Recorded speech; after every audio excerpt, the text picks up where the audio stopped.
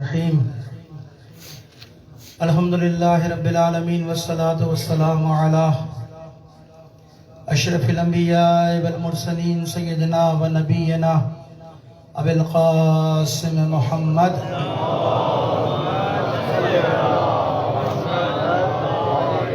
وعلی طیبین الطاہرین المعصومین المظلومین ولعنت اللہ علی اعدائهم اجمعین من الآن إلى قيام يوم الدين أما بعد فقد قال الله تعالى في محكم كتابه المبين وهو أصدق القائلين وقوله الحق بسم الله الرحمن الرحيم ومن يبتغي غير الإسلام دينا فلن يقبل منه وهو في الآخرة من الخاسرين صلوات بني محمد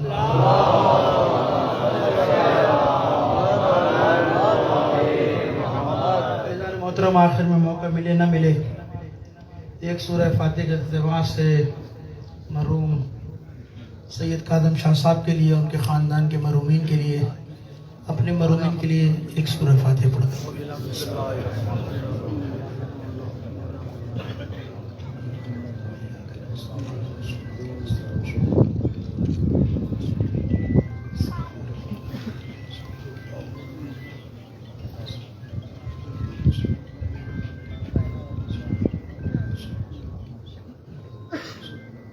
صلوات بجی محمد والے محمد اللہم صلی اللہ محمد والے محمد. اچھی بڑی تعداد میں سامعین یہاں موجود ہیں، مومنین یہاں موجود ہیں. اس سے بہتر انداز میں ایک بار صلوات بجی محمد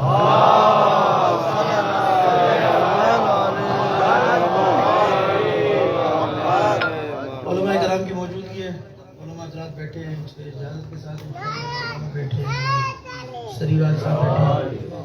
ان کی اجازت سے انشاءاللہ تعالی فرمائیں گے. انشاءاللہ ایک بار مل کر صلوات بھیجیے محمد والے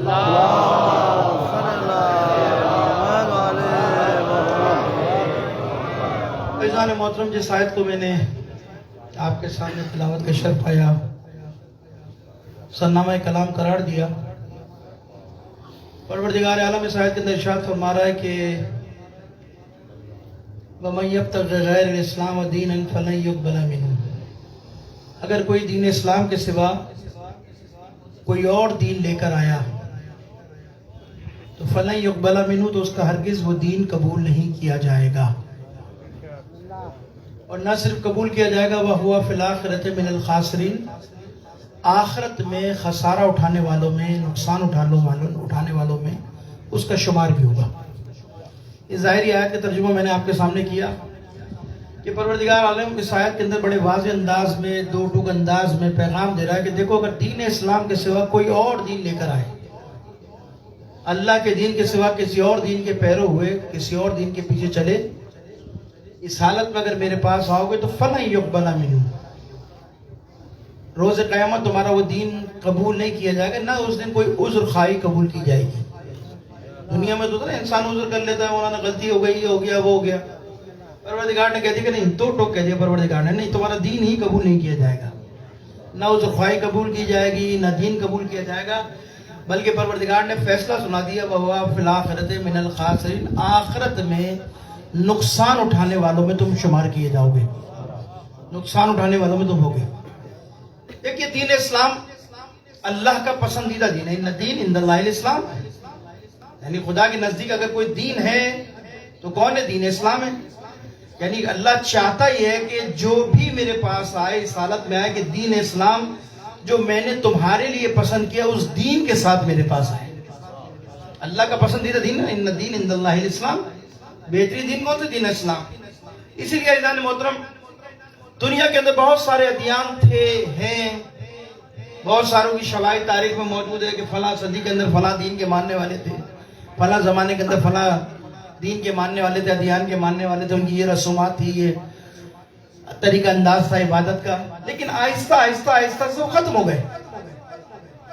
بالآخر وہ سارے ادیان ختم ہو گئے اور تاریخ کا حصہ بن گیا. ان کی عبادات اور ان کے طریقے اعتبار جو ہے وہ تاریخ کے اندر کتابوں میں ملتے ہیں. بعض کو فلاں زمانے کے لوگ اس طرح عبادت کیا کرتے تھے، ان کی یہ مذہبی رسومات تھی، ان کی یہ رسومات تھی، اس طرح سے عبادت کرتے تھے، یہ ان کے دین تھا. ختم ہو گئے. کیا دین اسلام جو اللہ کا دین ہے، کہ یہ بھی آگے جا کر زمانے کے تغیر پانے سے، حالات بدلنے سے، انسان کے بدلنے سے، ترقی یافتہ ہونے سے، تعلیمی یافتہ ہونے سے کیا دین اسلام بھی بدل جائے گا اور اس کی جگہ کوئی اور دین آ جائے گا؟ یہ بھی انہیں ادیان کی طرح ختم ہو جائے گا، اس کی جگہ کوئی اور دین لے لے گا؟ اگر کسی کے ذہن میں یہ چیز ہے تو یاد رکھیے گا کہ اللہ نے خود فیصلہ کیا قرآن میں، هو الذی ارسل رسولہ بالہدی ودین الحق لیظہر علی الدین کلہ ولو کرہ المشرکون۔ پروردگار نے خود فیصلہ سنا دیا کہ یہ ذہن میں مت رکھنا کہ جیسے اور ادیان ختم ہو گئے، دین ختم ہو گئے تو دین اسلام بھی جو ہے وہ آہستہ آہستہ کمزور ہو جائے گا، آہستہ آہستہ دین اسلام کے اندر کمزوری آئیں گی، ضعف آئے گا اور یہ ختم ہو جائے گا، کوئی اور دین آ جائے گا۔ ایسا نہیں ہے، بلکہ پروردگار نے تو قرآن میں کہہ دیا، هو الذی ارسل رسولہ بالہدی ودین الحق، ہم نے رسول کو حق کے ساتھ بھیجا، دین حق کے ساتھ بھیجا، اور ایسا ہدایت کے ساتھ، دین حق کے ساتھ، اور ایسا دین کے ساتھ بھیجا کہ جو تمام ادیان پر غالب آئے گا، وَلَوْ كَرِهَ الْمُشْرِكُونَ، اگرچہ کہ مشرکین کے لیے ناگوار ہی کیوں نہ ہو۔ اللہ اپنے دین کو غالب کرے گا، یعنی اگر روح زمین پر کوئی دین بچے گا، روح زمین پر اگر کوئی دین باقی رہے گا تو وہ کون سا دین رہے گا؟ اللہ کا پسندیدہ دین، اللہ کا دین۔ باقی سب ادیان مٹ جائیں گے، ختم ہو جائیں گے، جتنے بھی دین کے دعوے دار ہیں، جتنے بھی دین کے ماننے والے، مختلف ادیان کے ماننے والے، سب ختم ہو جائے گا۔ پوری دنیا کے اندر اللہ کا دین ہوگا، بلکہ الفاظ بدل دوں، اگر پوری دنیا کے اندر کوئی پرچم لہرائے گا روح زمین پر تو اللہ کی توحید کا پرچم لہرائے گا، یعنی سارے لوگ خدا کے دروازے پر آ جائیں گے، خدا وحدہ لا شریک کی عبادت کریں گے۔ صلوات بھیجیے محمد وعلی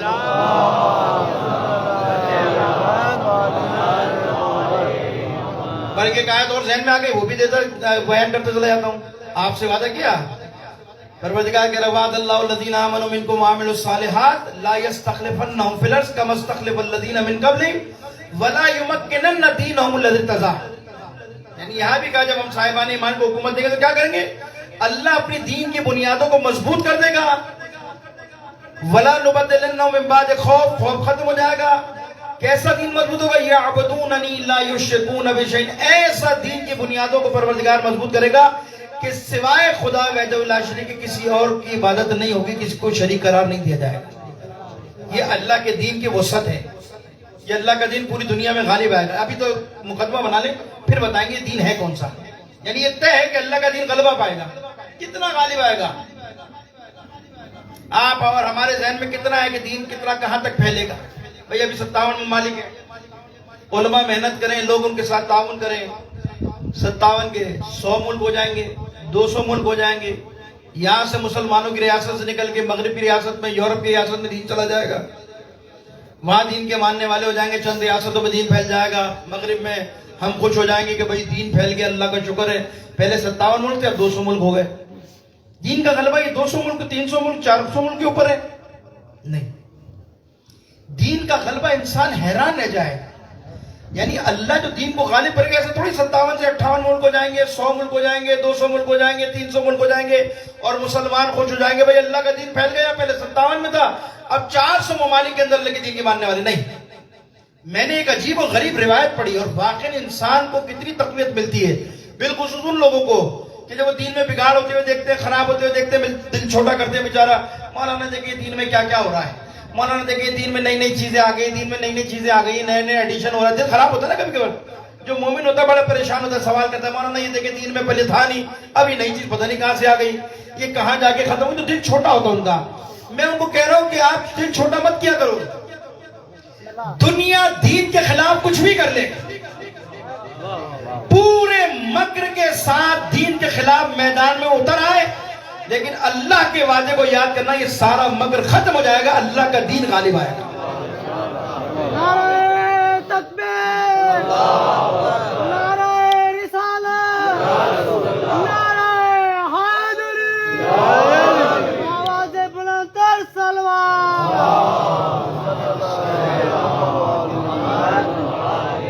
یعنی یہ کوئی میرا مولویوں کا دعویٰ تھوڑی ہے، یہ تو خدا کا دعویٰ ہے۔ دل چھوٹا مت کرو، وَلَا تَهِنُوا وَلَا تَحْزَنُوا وَأَنْتُمُ الْأَعْلَوْنَ إِن كُنتُم مُّؤْمِنِينَ۔ نہ محزون ہو، نہ دل ملول ہو، مت پریشان ہو، تم سب سے برتر و اعلیٰ ہو۔ قرآن کہہ رہا مگر شرط یہ ہے کہ مومن بن جاؤ، اللہ دین کو غالب کرے گا۔ کتنا غلبہ ہوگا دین کا؟ کتنا میں نے روایت پڑھی، یہ روایت ہے امام محمد باقر علیہ السلام سے۔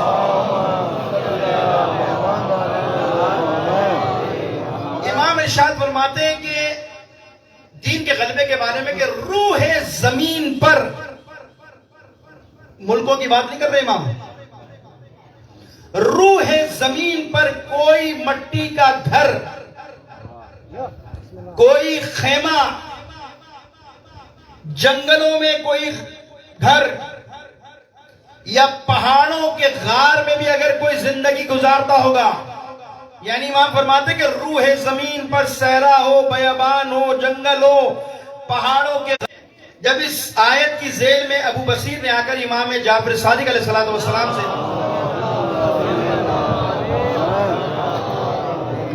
تھکے تو نہیں آپ؟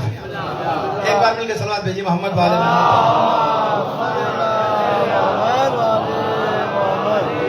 ابو بصیر بیٹھے تھے، امام سے سوال کرتے، فرزند رسول یہ قرآن میں جو پروردگار کہہ رہا ہے کہ دین اسلام کے سوا کوئی اور دین لے کر آئے تو فلن یقبل منہ، تمہارا دین قبول نہیں کیا جائے گا اور آخرت میں خسارہ اٹھانے والوں میں شامل ہوگے۔ فرزند رسول یہ دین کون سا ہے؟ امام نے کہا اے ابو بصیر سن، وہ دین جو اللہ کا پسندیدہ دین ہے، اس کے بغیر اگر کوئی اور دین لے کر گیا خدا قبول نہیں کرے گا اور نقصان اٹھانے والے میں شمار ہوگا۔ تو سن ابو بصیر، وہ اللہ کی توحید کا انکار، اللہ کی توحید کا اقرار، رسول کی رسالت کی گواہی، نماز، روزہ، حج، زکوٰۃ، اور امام خاموش ہو گئے۔ کیا دین بتایا امام نے؟ کہ وہ دین جو اللہ کی بارگاہ میں قبول کیا جائے گا، اس کے بغیر کوئی قبول نہیں کیا جائے گا، دین رد کر دیا جائے گا اور نقصان اٹھانے والوں میں اللہ کے عطاب کا باعث بنے گا۔ وہ کون سا دین ہے؟ خدا کی توحید کا اقرار، رسول کی رسالت کی گواہی، نماز، روزہ، حج، زکوٰۃ، خاموش ہو گئے۔ اب آپ سے میں سوال کرتا ہوں، مجھے بتائیے توحید کا اقرار آپ بھی کرتے ہیں، دوسرے لوگ بھی کرتے ہیں؟ رسول کی رسالت کی آپ بھی گواہی دیتے ہیں، دوسرے لوگ بھی گواہی دیتے ہیں؟ آپ بھی 5 وقت کی نماز پڑھتے ہیں، دوسرے بھی 5 وقت کی نماز پڑھتے ہیں، ہے یا نہیں ہے؟ آپ بھی حج خانہ کعبہ میں کرتے ہیں اور ذی الحج میں کرتے ہیں، ایسا تو نہیں کہ حج جو ہے شوال میں کرتے ہو، جیسے کہ ہمارے بارے میں پروپیگنڈا بھی ہے کہ شیعوں کا حج جو ہے وہ کربلا میں ہوتا ہے۔ بھائی ہمارا حج بھی وہیں ہوتا ہے، ہمارا حج بھی وہیں ہوتا ہے، تو لہذا ہمارا حج بھی وہیں ہوتا ہے خانہ کعبہ میں، حج کے مہینے میں ہوتا ہے، اسی مہینہ جو آگے اگلا مہینہ آ رہا ہے اس میں 10 ذی الحج کو وہاں بھی ہمارا بھی حج ہوتا ہے۔ رمضان میں آپ بھی روزے رکھتے ہیں، ہم بھی روزے رکھتے ہیں، زکوٰۃ آپ بھی دیتے ہیں، ہم بھی زکوٰۃ دیتے ہیں، یا نہیں ہے؟ تو اللہ کے پسندیدہ دین اگر یہی ہے کہ توحید کا اقرار، رسول کی رسالت کی گواہی، نماز، روزہ، حج، زکوٰۃ، تو یہ سارے مسلمان کر رہے ہیں، پھر جھگڑا کس بات کا بھائی؟ پھر لڑائی کس بات کی ہے؟ اختلاف کس بات کا ہے؟ پھر یہ باتیں کیوں کہ بھائی وہ جنت میں جائے گا، وہ جہنم میں جائے گا، وہ غلط راستے پہ، یہ صحیح راستے پہ، میں حق پہ ہوں، وہ باطل پر ہے۔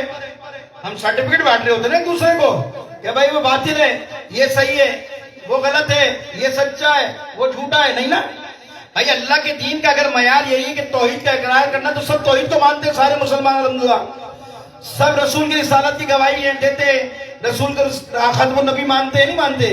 نماز بھی پڑھتے ہیں، روزہ بھی رکھتے ہیں، حج بھی کرتے ہیں، زکوٰۃ بھی دیتے ہیں، سب کچھ کرتے نہیں کرتے؟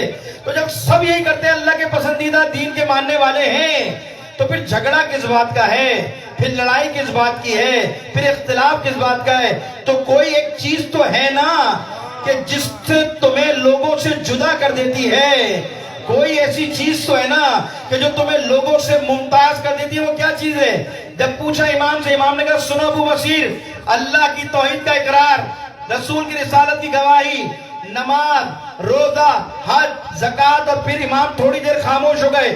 تھوڑی دیر بعد خاموش رہنے کے بعد کہتے ہیں سن ابو بصیر، ہماری ولایت، ہماری ولایت، ہماری ولایت، جس دین میں ہمیں اہل بیت کی ولایت نہ ہو، خدا اس دین کو پسند کر ہی نہیں سکتا ہے۔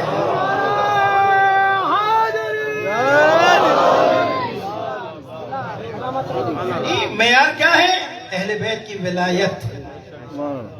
معصوم کہہ رہے ہیں نماز روزہ سب کریں گے، حج سب بجا لائیں گے، روزہ سب رکھیں گے، زکوٰۃ سب کچھ کریں گے، لیکن ساری چیزوں کی قبولیت کا معیار کیا ہوگا؟ ہماری محبت اور ہماری ولایت۔ اور ابھی 2-3 روایت میں آپ کے سامنے پڑھوں گا، پھر نتیجہ نکالیں گے۔ یعنی یہ طے ہے، یہ یاد رکھیے گا، یعنی اللہ کا دین قبول نہیں کیا جائے گا مگر یہ کہ جس دین میں اہل بیت کی محبت اور ولایت نہ ہو. اب میں ایک دوسرا نتیجہ بھی نکالتا ہوں. یہ جو دین اللہ پہاڑوں کے غار تک پہنچائے گا اور جنگلوں تک پہنچائے گا, بیابانوں تک پہنچائے گا, اگر دوسرے الفاظ میں, حقیقی الفاظ میں اگر میں آپ کے سامنے کہوں کہ وہ پیغام جو غدیر میں لوگوں نے روک دیا تھا ولایت کا, اللہ اپنی قدرت اور طاقت کے ذریعے علی کی ولایت کو پوری دنیا میں پہنچائے گا.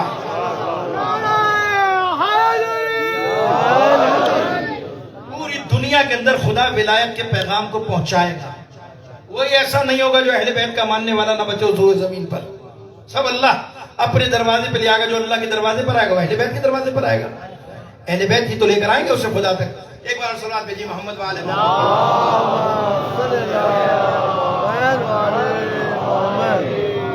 یعنی اللہ کے دین کی قبولیت کا دار و مدار کیا ہے؟ وہ دین جو اللہ کا پسندیدہ دین ہے وہ ہے اہل بیت کی, جس میں ولایت موجود ہے. ہر چیز میں دیکھیے دین کی بنیاد جس چیز کو قرار دیا وہ کیا ہے؟ 5 چیزیں قرار دیا نا. جب کسی نے امام سے پوچھا, 7ویں امام سے, مولا فرزند رسول دین کی بنیاد کیا ہے؟ امام نے کہا 5: نماز, روزہ, حج, زکوٰۃ, اور آخر میں کہا ہماری محبت, ہماری ولایت, ہے نا. یعنی جس کے اوپر دین کی عمارت کھڑی ہے, جس پر دین کا اسٹرکچر کھڑا ہے, کن چیزوں پہ کھڑا دین پورا؟ نماز, روزہ, حج, زکوٰۃ اور ولایت. یہ کہہ دیا تو ختم ہو گئی تھی بات. وہ آگے جانے لگا. امام آواز دے کے کہتے سن, پلٹا, جی فرزند رسول حکم. امام فرماتے سن, ہماری ولایت اور محبت ان تمام چیزوں پر بھاری ہے. ہماری محبت, ہماری ولایت ان تمام چیزوں پر بھاری ہے. یعنی اگر ہماری ولایت ہے تو یہ نماز, روزہ, حج, زکوٰۃ سب قبول ہے. اگر ولایت نہیں ہے تو کیا ہے؟ وہی فائدہ نہیں. ابھی اور روایت آگے پڑھ دیتا ہوں. میں نے پیغمبر کی حدیث پڑھی, پیغمبر خدا حضرت محمد مصطفیٰ صلی اللہ علیہ وآلہ وسلم. عجیب روایتیں ہیں. اگر روایتوں کا یہ باب کھول دیا جائے نا, ولایت کا انسان حیران رہ جائے. اور بتاؤں گا بھی ولایت حساس کیوں ہے اتنی, علماء کرام بات کرتے ہوئے ڈرتے کیوں ہیں, وہ بھی میں آپ کے سامنے اشارہ کر دوں گا. واقعی انسان حیران رہ جائے. میں نے پیغمبر کی حدیث پڑھی, اگر کوئی شخص 1,24,000 انبیاء کے برابر عبادت کرے. کتنے؟ 1,24,000 انبیاء. ہم اپنی عبادت کے بارے میں خود جانتے ہیں. 2 رکعت نماز میں پتہ نہ کتنا حساب کتاب کر چکے ہوتے ہیں ہم. کہاں انبیاء کی عبادت اور کہاں کرے؟ پیغمبر کہتے ہیں 1,00,000 انبیاء کی برابر عبادت کرے. کہاں کرے؟ خانہ کعبہ میں. خانہ کعبہ میں رکن و مقام کے درمیانی عبادت کرے. ذکر الہی کرتے کرتے ہونٹ خشک ہو جائیں, یاد الہی میں گریہ کرتے کرتے آنکھیں خشک ہو جائیں, اس کا جوڑ جوڑ عبادت کرتے الگ ہو جائے. اتنی عبادت کرنے کے باوجود پیغمبر کہتے ہیں اے علی, اگر تیری ولایت کا منکر ہوا, اگر تیری ولایت اس کے دل میں نہ ہوئی تو خدا اسے ذلت کے ساتھ جہنم میں ڈالے گا. کیا؟ اسے ذلت کے ساتھ جہنم میں ڈالے گا. یعنی کتنی عبادت؟ 1,24,000 انبیاء کی عبادت خانہ کعبہ میں. اتنا ذکر کرے, گریہ کرے, روئے پیٹے, آدھا جدا ہو جائے, لیکن ایک معیار دے رہے کہ علی اگر تیری محبت, تیری ولایت دل میں نہیں تو کیا ہوگا؟ خدا اسے ذلت کے ساتھ جہنم میں ڈالے گا. تو دین کی قبولیت کا دار و مدار ولایت, عبادت کی قبولیت کا دار و مدار ولایت. دین جن بنیادوں پہ کھڑا اس میں بنیادی ستون ولایت ہے یا نہیں ہے؟ اب ایک بات آگے کر کے اور بات کو مکمل کرتے پھر آگے بڑھتے ہیں. اب مجھے بتائیے دین کی تکمیل کا دار و مدار کس پر ہے؟ یا ایھا رسول بلغ ما انزل الیک من ربک, اے رسول مجھے آپ تک پیغام پہنچایا ہے, بھیجا ہے, وہ اس کو بھیج دیجئے لوگوں تک. جو آپ پر پیغام نازل کیا گیا اسے بھیج دیجئے لوگوں تک, پہنچا دیجئے لوگوں تک. اگر آپ نے یہ کام انجام نہ دیا تو گویا کار رسالت انجام نہیں دیا. نبی کا کار رسالت انجام نہ دینا, آدم کی محنت ضائع, نوح کی محنت ضائع, ابراہیم کی محنت ضائع, موسیٰ کی محنت ضائع, عیسیٰ کی محنت ضائع. 1,23,000 انبیاء کی محنت حقارت ضائع. بھائی کون سا کام تھا ایسا؟ نبی نے نماز پہنچا دی، روزہ پہنچا دیا، حج کر کے واپس آ رہے ہیں، حلال حرام بتا دیا، طہارت نجاست بتا دی، اٹھنے بیٹھنے گیا تو گویا تم نے کار رسالت انجام نہیں دیا اور کہہ دیا واللہ یعصمک من الناس، ان لوگوں سے مت ڈرنا، ان کا خوف مت کھانا، وبال بن جائے گا انسان۔ حالانکہ کسی کا ایک بیٹا ہو، ایک لوتا بیٹا ہو، وہ مر جائے تو سب سے پہلے کیا کیا جاتا ہے؟ اسے غسل کفن و دفناؤ۔ کیوں دفناتے ہو؟ اس کا ایک لوتا بیٹا ہے، وہی ہاتھ ہے، وہی ناک ہے، کان پیر سب کچھ ہے، مولانا سب کچھ وہی ہے، لیکن جس کی وجہ سے با کمال تھا وہ کمال نکل گیا، اب یہ بے کمال ہو گیا۔ جس چیز کی وجہ سے کمال تھا، جو اس میں کمال تھا وہ نکل گیا، اب اس کی کوئی حیثیت نہیں ہے، اس کی کوئی ارزش نہیں ہے، بے کمال ہو گیا، اب بے طریقے سے دفنا دو ورنہ یہ ہمارے لیے بوال بن جائے گا۔ میں بڑا سوچا کرتا تھا کہ نماز روزہ حج زکات، نماز روزہ حج زکات، نماز روزہ حج زکات کے بعد ولایت ولایت ولایت۔ میں نے جو نتیجہ نکالا علماء کرام میری رہنمائی فرمائیں گے، میں نے بڑا سوچا، میں اس نتیجے میں پہنچا یہ جتنی عبادتیں پروردگار نے ہم پر آپ پر فرض کی ہیں، یہ سب عبادتیں جسم کی مانند ہیں۔ یعنی جتنی بھی عبادتیں پروردگار عالم نے ہم پر فرض کی ہیں، نماز روزہ حج زکات طہارت، جو بھی عبادت ہیں، یہ ساری عبادتیں کیا ہیں؟ جسم کی مانند ہیں۔ اس کی روح جس کو قرار دیا اسے ولایت اہل بیت قرار دیا، اسے محبت اہل بیت قرار دیا۔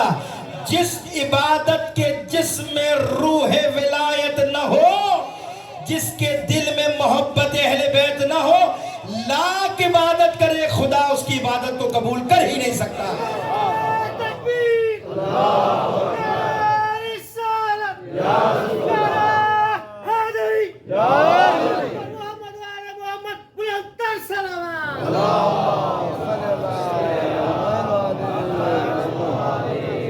ایسا ہی ہے نا، پروردگار نے کس چیز کو قرار دیا مرکز؟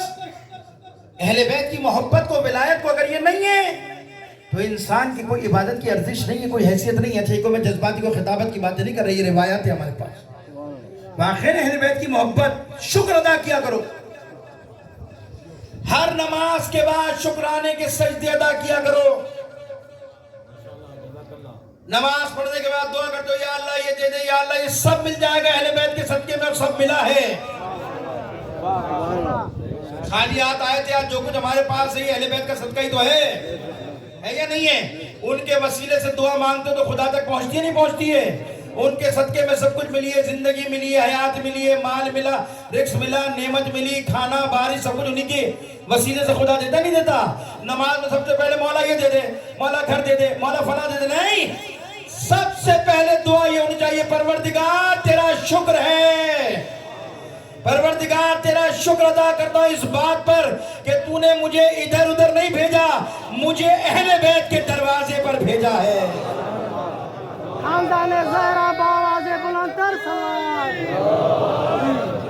نعرہ تکبیر، نعرہ رسالت، یا رسول اللہ، نعرہ رسالت، یا رسول اللہ، نعرہ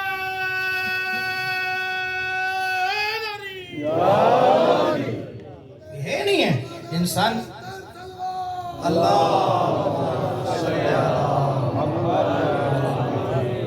شکرانہ ادا کرنا چاہیے خدا کا، اللہ کا لطف ہے، ہمیں کسی منکر علی کے بے پیدا کر دیتا، کر سکتا تھا نا خدا؟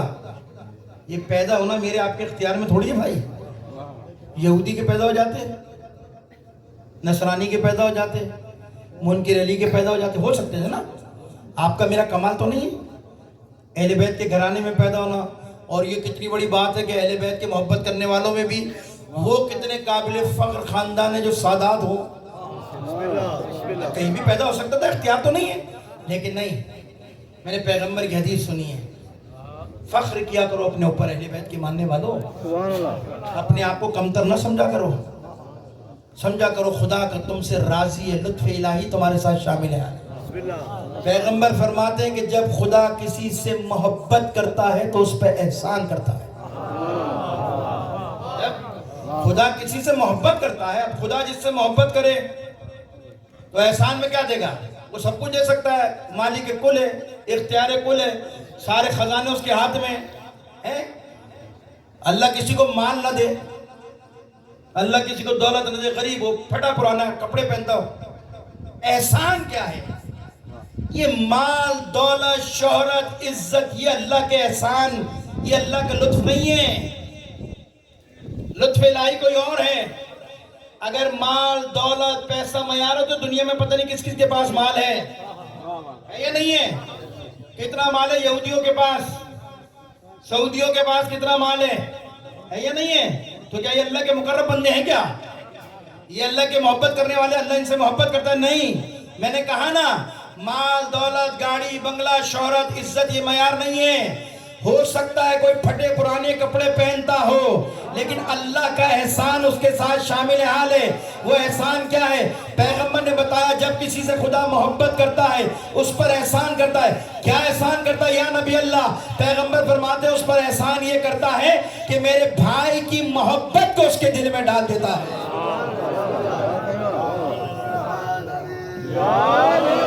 تو کبھی اپنے پھٹے پرانے کپڑوں پہ شرم نہ کیا کرو, فخر کر کے گھوما کرو کہ خدا تو نے دنیا میں غریب رکھا تو کیا ہوا, علی کی ولایت کے معاملے میں تو نے غریب نہیں رکھا. مجھے اہل بیت ہے, بڑی نعمت ہے اہل بیت کی محبت. دنیا کی سب سے بڑی نعمت یہی تو ہے, اور کیا ہے؟ اگر یہ نہیں ہے تو کیا ہے؟ دولت کس کام کی؟ مجھے بتائیے, مجھے بتائیے کس کام کی دولت ہے؟ خسرت دنیا والآخرہ. وہ چھٹے امام کے زمانے میں رو رہا تھا بیٹھا ہوا, مولا غریب ہوں, غریب ہوں, غریب ہوں, غریب ہوں. امام نے کہا تو بہت امیر ہے, بہت امیر ہے, بہت امیر ہے. اور وہ لگا ہوا امام سے. سادے ہوتے نا ہمارے لوگ بیچارے, جیسے ہمارے باڑی کے لوگ سادے ہوتے ہیں, نفیس ہوتے ہیں, پاکیزہ ہوتے ہیں نا, اس لیے ان کی سمجھ میں نہیں آتا, سادے ہوتے ہیں.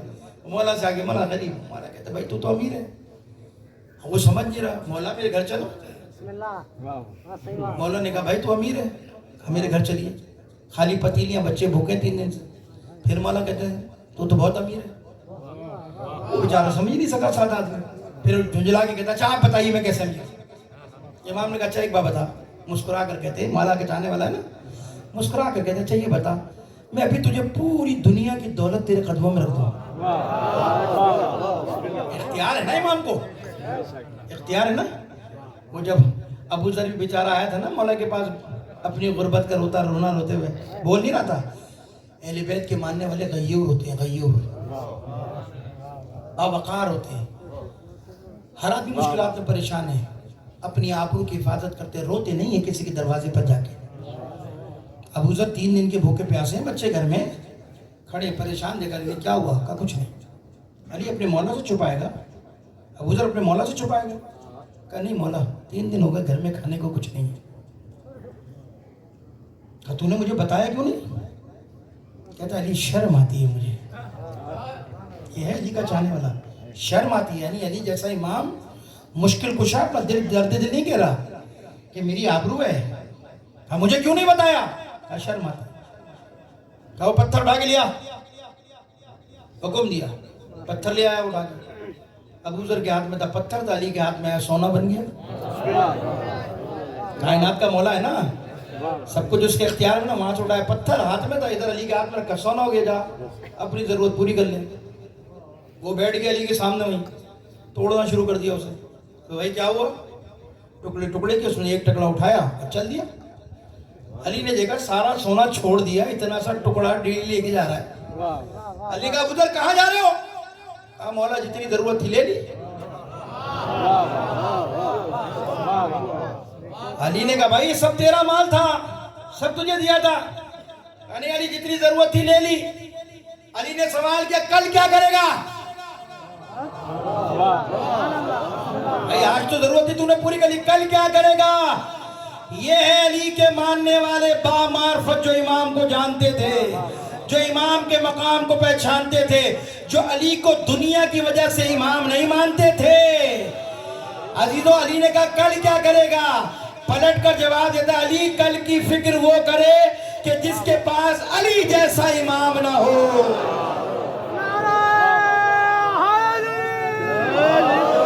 مولا علی علیہ السلام بابا سے بلند سلوات.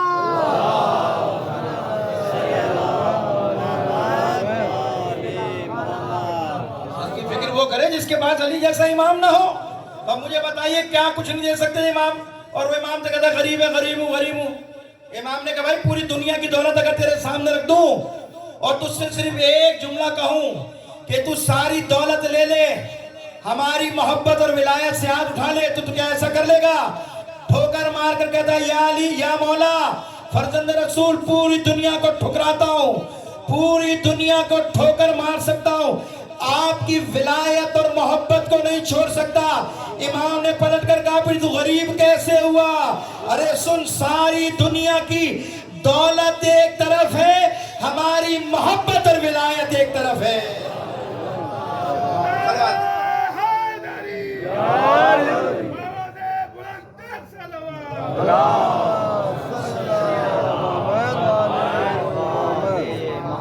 یہ محبت اہل بیت ہے.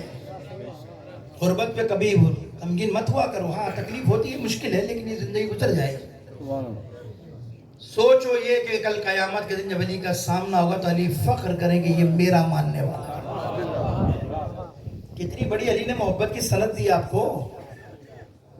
اس سے بڑی کیا ہو سکتی ہے؟ پیغمبر کی میں نے حدیث پڑھی، 20 اثرات بتایا علی کی محبت کی، اور جناب سیدہ کی محبت کے 100 اثرات پڑھے میں نے. 100 روایت میں جس کے دل میں سیدہ کی محبت اور 100 اثرات ہیں، دنیا اور آخرت میں ظاہر ہوں گے. علی کی محبت کے 20 اثرات لکھے. 20 میں سے جو کم سے کم ایک دنیا کا اثر ہے نا، ایک آخرت کا، ایک دنیا کا، پھر مصائب رکھتے. علی کی محبت کے 20 اثرات میں دنیا کا ایک اثر یہ ہے، فخر کیا کرو. میں نے کہا نا، شکر ادا کیا کرو. کیا اثر دنیا کا؟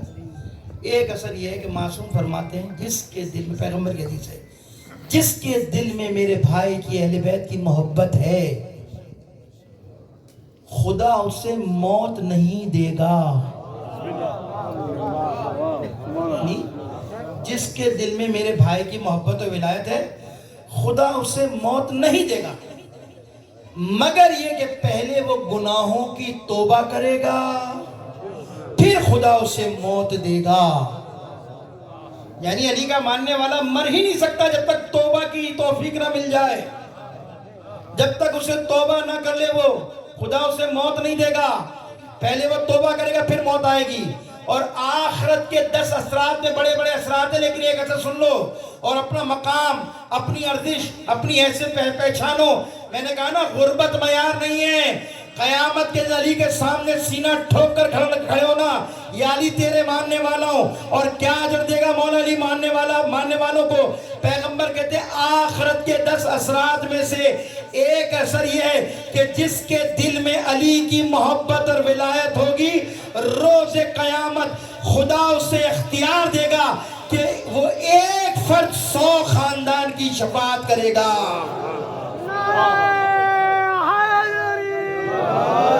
حضرت محمد مصطفیٰ صلی اللہ علیہ وسلم بلندر سلوات.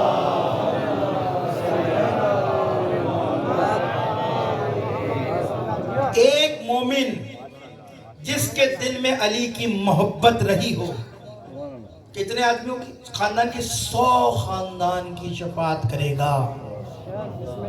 اب آپ کیلکولیشن کر لیجئے، آپ 100 کی کریں گے، آپ 100 کی کریں گے، آپ 100 کی کریں گے، میں 100 کی کروں گا، یہ 100 کی کریں گے. اب جب سبھی 100 کی کریں گے تو آپ مجھے بتاؤ، سب ایک دوسرے کی شفاعت کر کے جنت میں چلے جائیں گے تو پھر جہنم میں کون جائے گا؟ جہنم بھی حق ہے نا.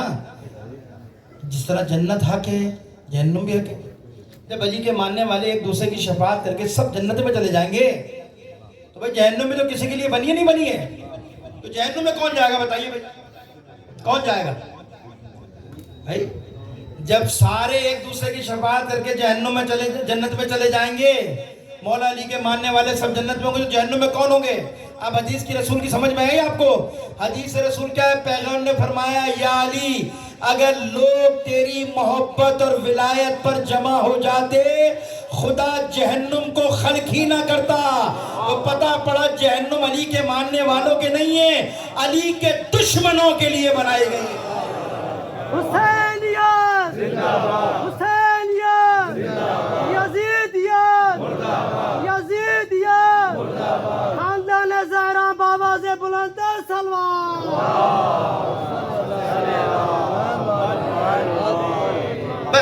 دیا میں نے اپنی بات کو پہنچا دی. تو عزیزوں ولایت ہے یہ محبت اہل بیت ہے. فخر کیا کرو. لیکن مسئلہ سب سے بڑا کیا ہے؟ جب ولایت کا موضوع لیا جاتا ہے تو لوگ ڈرتے ہیں. اور بھی ڈرتے ہیں. انہیں آپ کی فکر ہے. بھائی مولانا کہہ تو دیا کچھ کرنے کی ضرورت نہیں. نماز پڑھو نہ روزہ رکھو. کیا ضرورت ہے؟ جنت ہماری ہے. 100 آدمی کی شفاعت کریں گے ہم لوگ چھینا ٹھوک کر. بھیا مولانا نے کہہ دیا ہے نا. کیا ضرورت ہے؟ مولانا نے کہا تو ہے. مولانا نے مولا کا قول سنایا ہے. پہلے ولایت ہے پھر نماز ہو. کیا ضرورت ہے؟ ہوتا یہ نقصان کہ جب محبت اہل بیت کو بیان کیا جاتا ہے تو لوگ اپنی مرضی کا نتیجہ نکال کے چلے جاتے ہیں. کچھ کرنے کی ضرورت ہی نہیں ہے یا نہیں ہے؟ ایسے ہی ہوتا نا. بھائی نماز پڑھ گئے کربلا والے, ہمیں نماز کی کیا ضرورت ہے؟ نماز تو کربلا والے پڑھ گئے, ہمیں کیا ضرورت ہے نماز پڑھنے کی؟ نعرہ حیدری جنت. یہی ہے نا ہمارا تصور. یہ نہیں عزیزو.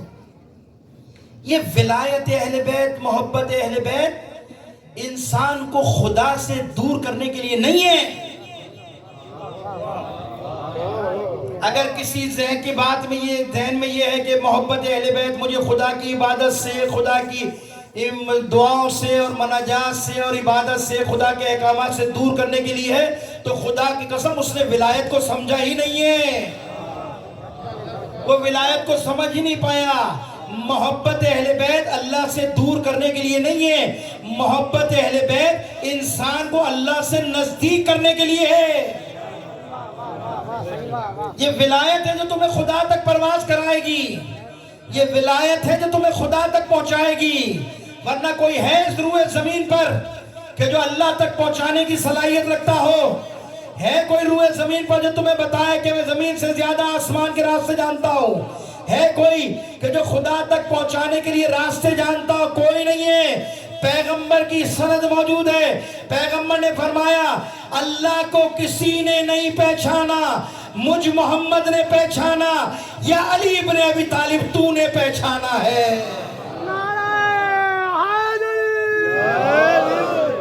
تو جو اللہ کو پہچانتا وہ خدا کے راستے پر لے کر جائے گا. ہماری مشکل یہ ہے کہ ہم عبادت کا مقابلہ کرتے ہیں ولایت کے ساتھ. نہ کیا کرو. کوئی علی کا ماننے والا ایسا نہیں ہے کوئی ممبروں سے بڑی بڑی کمزور باتیں کی جاتی ہیں, بڑی کمزور ایسی باتیں کہ جو انسان کی عقل میں نہیں آتی.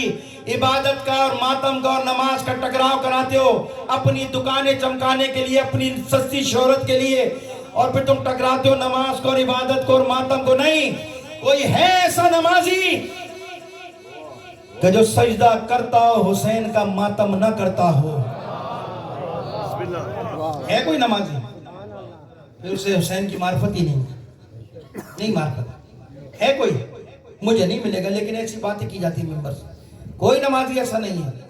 کوئی نمازی ایسا نہیں ہے جو نماز پڑھتا ہو, کیونکہ نمازی جانتا ماتم اس لیے کرتا ہے, وہ جانتا اگر حسین نے نماز نہ بچائی ہوتی تو میں آج نماز نہ پڑھتا. تو کوئی نمازی ایسا نہیں ہے جو ماتم نہ کرتا, اور کوئی ماتم دار ایسا نہیں ہے کہ جو ماتم کرتا ہو لیکن نماز نہ پڑھتا ہو. ہے کوئی؟ اگر ہے تو اپنی اصلاح کرے, اپنی اصلاح کرے. حسین نے اس لیے سب کچھ قربان کیا, اس صلاۃ کے لیے, نماز کے لیے. مقابلے کرتے ہو ممبر پر بیٹھ کر, سادہ لوگوں کے ذہنوں سے کھیلتے ہو اور دلیلیں دیتے ہو ممبر پر بیٹھ کے. ایسی ایسی دلیلیں کہ سادہ لوگ بچارے, سادے تو سادے ہی ہوتے نا بچارے, ایسی ایسی دلیلیں کہ بھائی رسول خدا سجدے میں گئے اور کھیلتا ہوا نواز آیا, پشت رسول پر سوار ہوا, نماز رک گئی. اور بتاؤ, پھر نقطے مارتے اس پہ, نقطے مارتے, دیکھو نماز رکی نہیں رکی. جب تک رسول کی پشت پر نواز رہا نماز رک گئی, نماز آگے نہیں بڑھی. اس کو قرآن دے کر ہاتھ پہ پوچھو نماز رکی تھی یا بڑھی تھی؟ دو اس کے ہاتھ میں قرآن, اس کے ہاتھ میں قرآن دے کر پوچھو کہ پوری حدیث پر صحیح طرح پڑھ. اپنے مطلب کی بات ہے, لا تقربوا الصلاۃ, نماز کے قریب نہ جانا. آگے نہیں پڑھتے وانتم سکارا, جب نشے کی حالت میں ہو, جب نجاست کی حالت میں ہو, جب نہیں جانا, ورنہ نماز تو پڑھنی ہے. اس حدیث کے ساتھ بھی یہ کرتا ہوتا ہے کہ دیکھو بھائی نماز سے پشت رسول پر آیا, نماز رک گئی, نماز نہیں رکی تھی. جیسے ہی پشت رسالت پر ولایت آئی ہے میں آپ سے پوچھتا ہوں، آپ مجھے بتائیے، اگر میں غلط بولوں تو ٹوک دیے گا مجھے۔ جیسے ہی نماز سا پشت رسالت پر آیا، ولایت پشت رسالت پر آئی، پہلے نماز میں کتنی بار پڑھتے تھے؟ رسول 3 بار کہتے تھے سبحان ربی العالی بحمدہ، سبحان ربی العالی بحمدہ، سبحان ربی العالی بحمدہ۔ جیسے ہی ولایت پشت رسالت پر آئی، کتنی بار نبی نے کہا؟ 70 بار کہا سبحان ربی العالی بحمدہ، سبحان ربی العالی بحمدہ، سبحان ربی العالی بحمدہ۔ ارے ولایت نے یہی تو بتایا کہ جب تک ولایت پشت رسالت پر ہے، اللہ کا ذکر بڑھ سکتا ہے، اللہ کا ذکر کم نہیں ہو سکتا ہے۔ لبیک یا حسین، لبیک یا حسین، لبیک یا حسین، مولا حسین علیہ السلام بالا سے بلند تر سلوات۔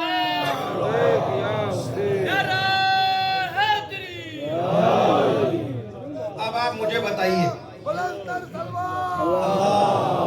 مل کر سلوات دیجئے محمد والے محمد پر۔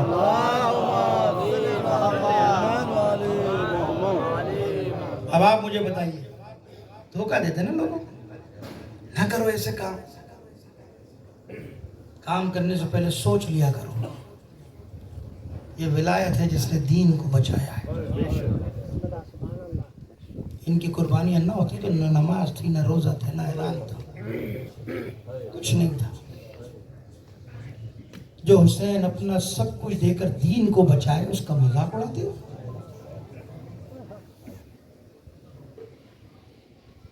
معمولی چیز پر قیمتی چیز کو قربان نہیں کیا جاتا ہے۔ کوئی عقل مند آدمی کون سا کوئی معمولی چیز پر بڑی چیز کو قربان کرتا نہیں؟ حسین کوئی معمولی چیز پر قربان ہوئے تھے؟ حسین نے اپنے بیٹے کا جنازہ کسی معمولی چیز پر دیا تھا؟ حسین نے بتایا کہ میرے نزدیک سب سے بڑی چیز میرے دین ہے۔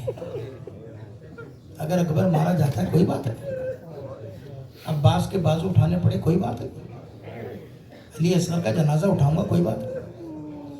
اے میرے نانا کے دین، اگر مجھے زینب کی چادر دینی پڑے سب کچھ دے دوں، نانا کے دین تجھ پر آنچ آنے نہیں دوں گا۔ شیعو، حسین کا مطلب سمجھو قربانی کا، کوئی ایسا کام نہ ہو جس سے حسین کا دل دکھ جائے۔ کل روز قیامت مولویوں کو تو جواب دے سکتے ہو، روز قیامت اگر زہرا نے پوچھ لیا، اے میرے شیعو، تمہاری نجات کے لیے میرے لال نے بچے کا جنازہ اٹھایا،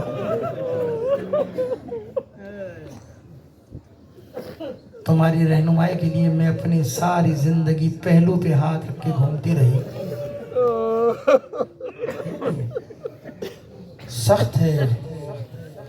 آزاداران سے دل چاہتا ہے امام حسین کے کچھ مصائب کے جملے آپ کو سنائیں۔ بڑا غریب ہے حسین، بہت غریب۔ جب سب قتل کر دیے گا نا، شہید ہو گئے، سب داد شجاعت دے چکا، سوچو کیا گرمی ہے یہ، اس گرمی میں کتنی پیاس کی شدت کا آپ کو احساس ہوا ہوگا۔ کتنے لوگ تو پورا دن اسی میں گزار دیتے۔ سوچو صبح عاشور سے لے کر عصر عاشور تک حسین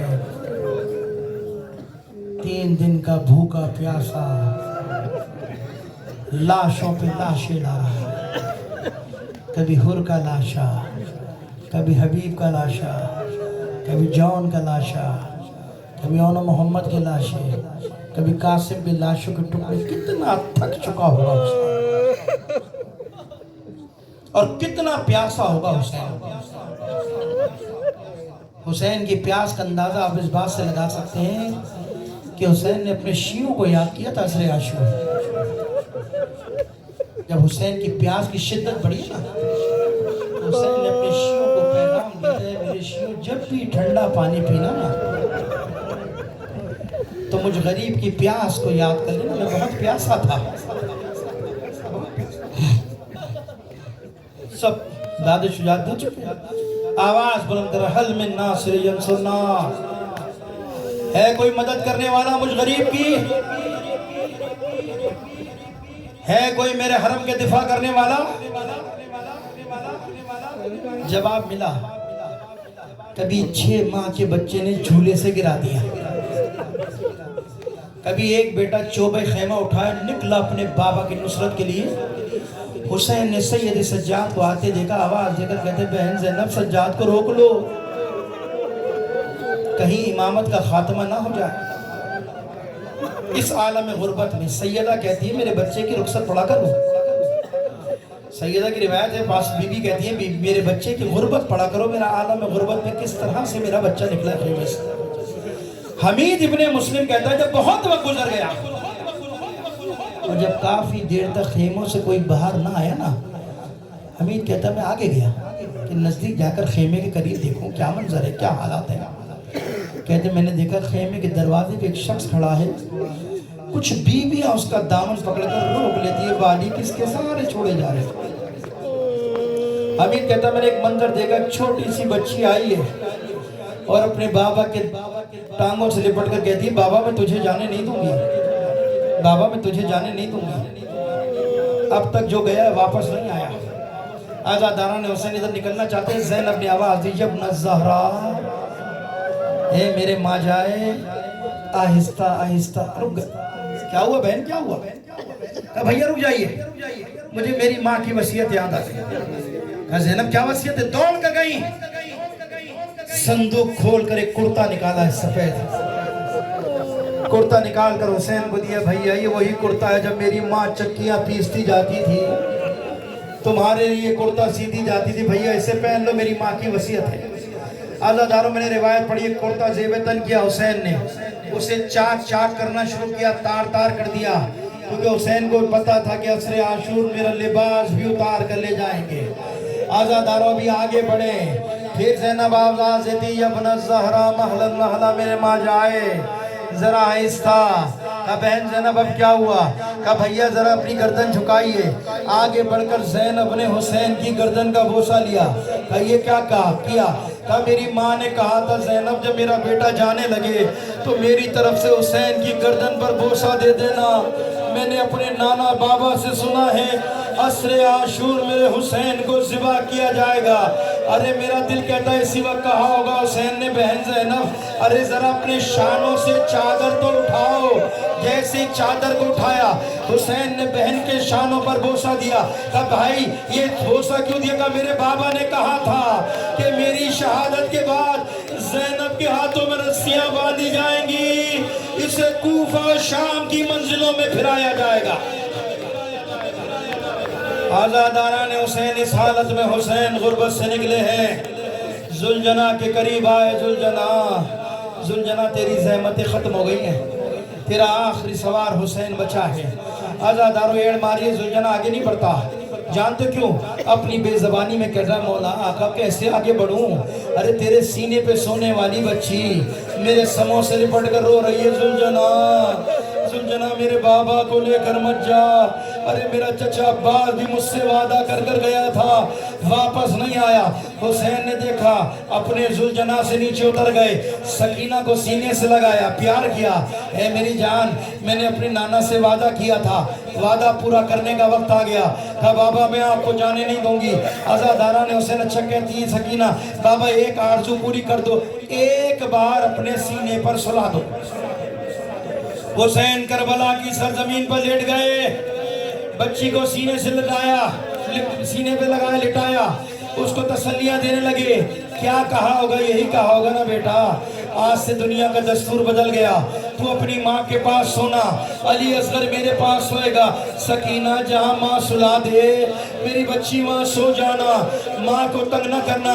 ابھی تسلی دیتے دیتے آنکھ لگی تھی، خواب سے بیدار ہو کر سکینہ کہتی ہے بابا جائیے میں آپ کو نہیں روکتی۔ حسین تعجب سے کہتے سکینہ ابھی تو اپنے بابا کا رو رہی تھی، اب جانے کو کہہ رہی ہے۔ سکینہ رو کر کہتی ہے بابا ابھی میں نے اپنی دادی کو خواب میں دیکھا تھا، میری دادی زہرا رو رہی تھی اور رو کر کہہ رہی تھی سکینہ ارے میرے حسین کو نہ رو، میرا بچہ بہت پیاسا ہے، فاطمہ بڑی بے چین ہے، سکینہ میرے بچہ بچے کو نہ روک.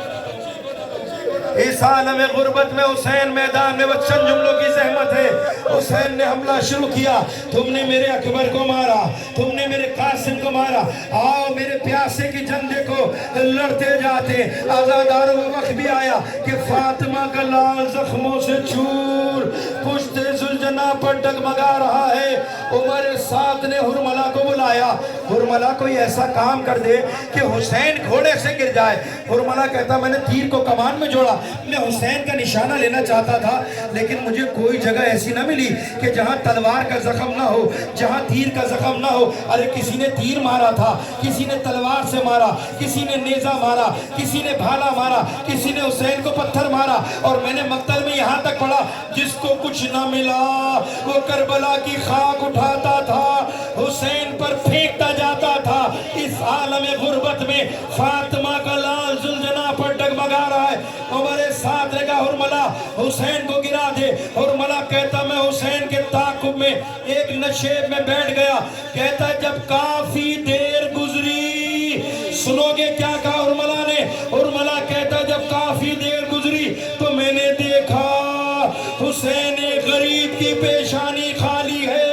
حرملہ کہتا میں نے تیر کو کمان میں جوڑا, حسین کی پیشانی کا نشانہ لیا, ادھر تیر کا لگنا تھا. فاطمہ کا لال پشت ذوالجناح پر نہ سمجھ سکا, حسین گھوڑے سے گرے. امام زمانہ کہتے ہیں ارے میرا سلام ہو کربلا کے اس شہید پر کہ جو گھوڑے سے گرا, نہ زین پر تھا نہ زمین پر تھا. لیکن میں ہاتھ جوڑ کر کہتا ہوں ذرا غور سے دیکھو تو کوئی دکھیاری ماں اپنی گود پھیلائے آوازیں دے رہی ہوگی آجا میرے لال, آجا میرے حسین. ارے تیری ماں نے تجھے آج کے دن کے لیے پالا تھا. ارے منادی ندا دے رہا ہے حسین قتل کر دیے گئے, حسین شہید کر دیے گئے. زینب گھبرا کر خیموں سے باہر نکلی. تلہ زینبی آپ نے دیکھا ہوگا, اس تلہ زینبی پہ جب زینب پہنچی ہے کیا دیکھا نشیب میں کہ شمر حسین کے سینے پر سوار ہو چکا تھا. سادات مجھے معاف کریں گے, میں اتنی سخت روایت پڑھتا نہیں ہوں لیکن میں نے مقتل میں ایک روایت پڑھی ہے. آپ گریہ کرنے آئے ہو نا, جب آنسو آ جائے نا تو زہرا سے کہنا زہرا ان آنسوؤں کو شفاعت کا ذریعہ بنا دینا, ہم گناہگار ہیں, ہم خطا کار ہیں. زہرا ہمارے پاس ان آنسوؤں کے سوا کچھ نہیں ہے. شمر جب سینے پہ سوار ہوا, روایت کہتی ہے حسین نے غشی سے آنکھیں کھولی ہے. شمر کو دیکھ کر ایک جملہ کہا ہے, شمر میں نے اپنے نانا سے سنا ہے کہ مجھے کتے کی شکل والا جس کے برس کے نشان ہوں گے وہ مجھے ذبح کرے گا, وہ میرے سر کو تن سے جدا کرے گا. ابھی حسین نے یہ جملے ادا کیے. جانتے ہو شمر خبیث نے کیا کیا؟ جیسے حسین نے جملے کہے شمر نے حسین کی داڑھی میں ہاتھ ڈالا, حسین کے منہ پہ تماچا مارا, حسین کو پلٹ دیا. 13 ضربے ماری ہے, 13 ضربے, اور ہر ضرب پر نبی آیا کرتے تھے. جب پہلی ضرب لگی ہے آدم آئے آواز دے کر گئے پروردگارا, ارے یہ منظر برداشت نہیں کر سکتا. آدم چلے گئے, نوح چلے گئے, ابراہیم چلے گئے, سارے پیغمبر آتے رہے, ادھر سے جاتے رہے, لیکن جب آخری ضرب لگی ہے حسین نے دیکھا کہ حسین کے سرانے حسین کی ماں کھڑی ہے. حسین آواز دے کر کہتے اماں, اماں سب چھوڑ کر چلے گئے. اے اماں, اس عالم غربت میں اپنے حسین کو تنہا نہ چھوڑ.